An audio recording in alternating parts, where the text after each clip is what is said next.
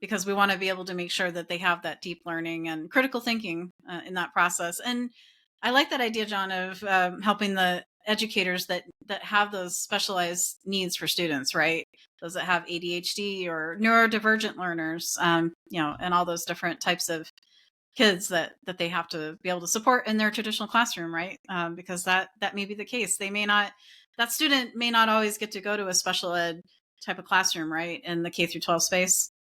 Exactly. Yeah, they might always or they might not need to do that. And a lot of times they don't have the confidence to speak up either in classrooms. A lot of students, it's really easy to shut down, right? And if they don't have a content period like what we had, students could actually come into class with us, but still, that's only one period. And so, what if students, one of the most common things with students is, I don't understand what this is saying, right? I don't understand what it wants me to do. I don't understand the question.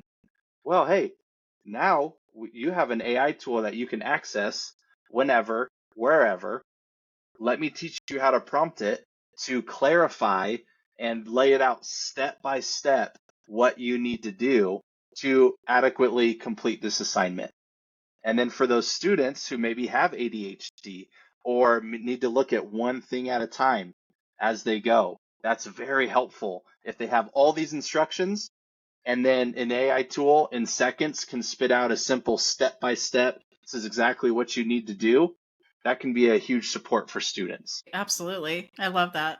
Yeah, because it's interesting because I had someone on my show a couple months ago, and she now has a company too, and she helps workplaces when it comes to those individuals that go into the workforce and have ADHD, they have neurodivergent needs. And when she gave me this statistic, John, I didn't realize this was the case, but she said 1 out of every 5 people in the workplace that enter the workforce, especially Gen Z, they're neurodivergent. And yet the workplace doesn't meet those needs. And I was like, wow, that's really crazy. And then I thought to myself, well, if that's the case, if they're entering the workforce like that, 1 in 5, and their needs aren't being met, then what are we doing at GCU? Are we meeting the needs of neurodivergent learners or not? And chances are we may not be.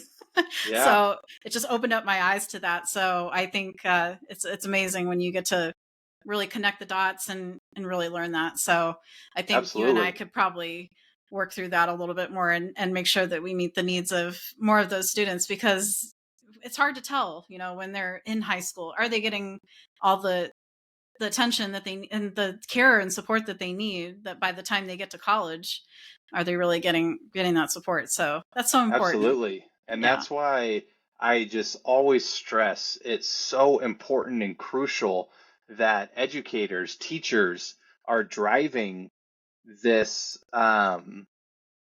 navigation and helping students navigate AI because some students might not even know that AI can do that for them.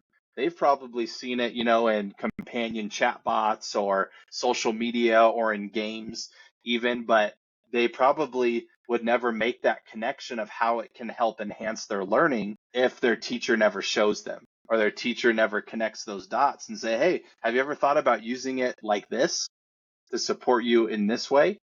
So yeah, I think it can be a game changer for students, definitely.